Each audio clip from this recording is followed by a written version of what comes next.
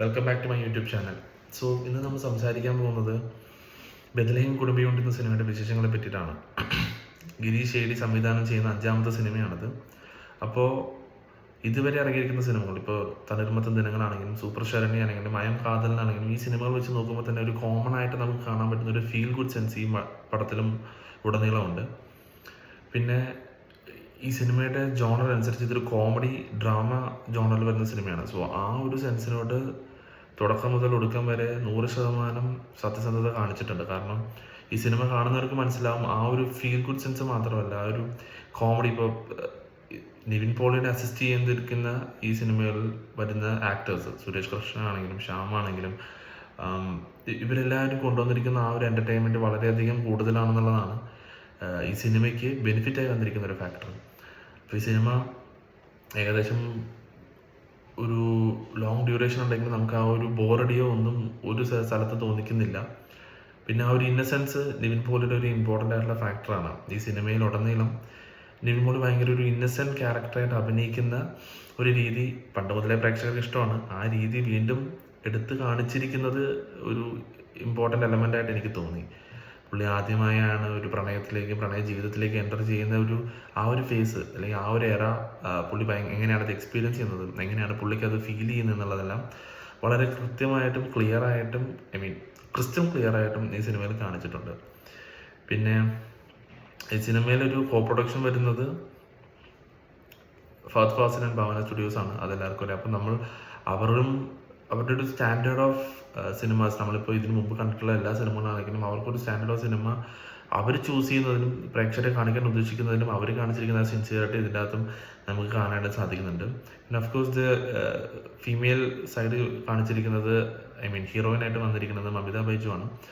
Mamitha Baiju as an actress ഇപ്പോൾ ഈ recent ആയിട്ട് ഇറങ്ങിയ എല്ലാ സിനിമകളും, ജനനായകൻ ഞാൻ കണ്ടിരുന്നു, വിശ്വനാഥൻ ഇന്നസെൻസ് കണ്ടിരുന്നു, ഇപ്പോൾ ഇതും കണ്ടിരുന്നു. അപ്പോൾ ഈ അടുത്തടുത്ത് ഇറങ്ങിയ എല്ലാ സിനിമകളിലും എനിക്ക് തോന്നുന്നത് കുറച്ചും കൂടെ ഒരു ഇൻവോൾവ്മെൻറ്റ് ആസ് എൻ ആക്ട്രസ്, ഒരു ഇൻവോൾവ്മെൻറ്റ് ആസ് എ ക്യാരക്ടർ കുറച്ചും കൂടെ കൂടുതൽ കൊടുക്കാൻ പറ്റിയിരിക്കുന്നത് ഈ സിനിമയിലാണെന്ന് എനിക്ക് തോന്നുന്നു.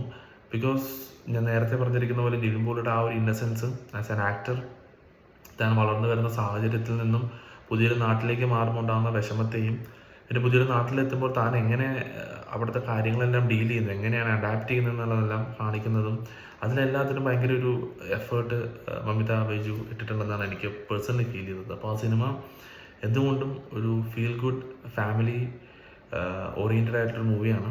എല്ലാവർക്കും ഇഷ്ടപ്പെടുന്ന മൂവിയാണ്. പിന്നെ അജ്മലാണ് എൻ്റെ സിനിമാറ്റോഗ്രഫി വന്നിരിക്കുന്നത്. അപ്പോൾ ഈ സിനിമാറ്റോഗ്രഫി ഞാൻ എടുത്തു പറയാൻ കാരണം ഇതിൻ്റെ ചില പെക്യുലർ ഷോട്ട്സ് എനിക്ക് ഭയങ്കരമായിട്ട് ഇഷ്ടപ്പെട്ടു ഇൻ ദ സെൻസ്, ലൈക്ക് നമ്മളുടെ ആ ഒരു എന്താ പറയുക, നമ്മുടെ ഒരു മലയാള തനിമ, അല്ലെങ്കിൽ നമ്മളുടെ ആ സിനിമകൾ കാണുന്ന രീതിയിലുള്ള ഒരു എന്താ പറയുക, ഒരു പച്ചപ്പ്, ഒരു ഹരിതാപം എന്നൊക്കെ നമ്മൾ പറഞ്ഞു കേട്ടിരിക്കുന്നത് ഈ സിനിമയിൽ അത് കുറച്ചും കൂടെ നന്നായി കാണിച്ചിട്ടുണ്ട് എന്നുള്ളതാണ് എനിക്കൊരു തോന്നുന്നത്. അപ്പോൾ അതുകൊണ്ടാണ് സിനിമാറ്റോഗ്രാഫറുടെ അജ്മലിൻ്റെ പേര് എടുത്തു പറയാനായിട്ടുള്ള കാരണം. പിന്നെ സോങ്സും ഇതിൻ്റെ അകത്ത് ചേർക്കുന്ന വിഷ്ണു വിജയ്, നല്ല പാട്ടുകളാണ് ഇതിനകത്ത് മുഴുവൻ ഇളനീളം വന്നിരിക്കുന്നത്. നല്ല ഈണങ്ങൾ നൽകി നല്ല രീതിയിൽ അത് പാടി ആൾക്കാരെ സന്തോഷിപ്പിക്കാനായിട്ടും, ഞാൻ നേരത്തെ പറഞ്ഞ ഫീൽ ഗുഡ്നെസ്സിനെ കോൺട്രിബ്യൂട്ട് ചെയ്യാനായിട്ടും ഈ ഒരു സംഗീതം വളരെയധികം ഹെൽപ്പ് ചെയ്തിട്ടുണ്ട്.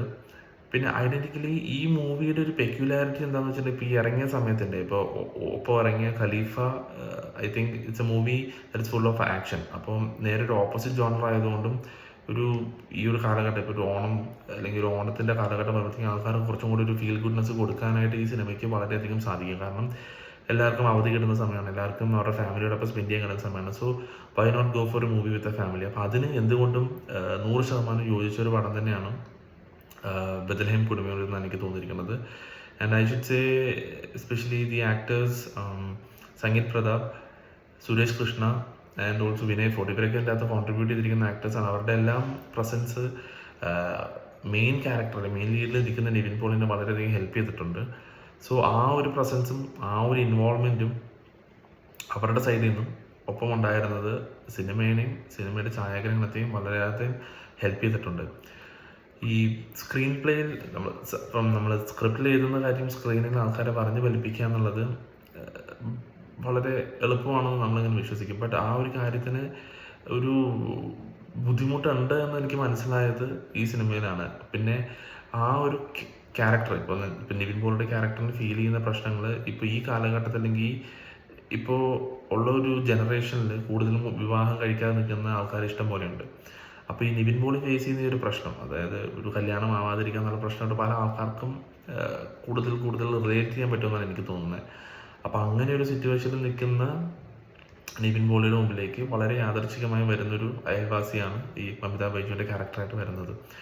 അപ്പോൾ ആ കുട്ടിക്ക് തോന്നുന്ന ആ ഒരു ഇഷ്ടവും കാര്യങ്ങളും കൺഫ്യസ് ചെയ്യുന്നതും എല്ലാം വളരെ നന്നായിട്ട് തന്നെ സിനിമയിൽ ചെയ്തു വെച്ചിട്ടുണ്ട്. അപ്പോൾ ഇതൊരു ഓൾ ആൻഡ് ഓൾ ഒരു ഫാമിലി കോമഡി ഡ്രാമ മൂവിയാണ്. പ്ലസ് ഇതൊരു it feels like movie that can connect with entire Gen Z പറയാൻ പറ്റില്ല, മുമ്പത്തെ ഉള്ള ജനറേഷൻസിൽ ഒരു 90s കിഡ്സിനൊക്കെ കുറച്ചും കൂടെയൊക്കെ റിലേറ്റ് ചെയ്യാൻ പറ്റുന്ന സിനിമയാണ് ബദലേം കുടുംബയുണ്ട് എന്നാണ് എനിക്ക് തോന്നിയത്. സോ ഒരു നല്ല സിനിമയാണ്, എല്ലാവരും തീർച്ചയായിട്ടും തിയേറ്ററിൽ പോയി കാണണം, എൻജോയ് ചെയ്യാം.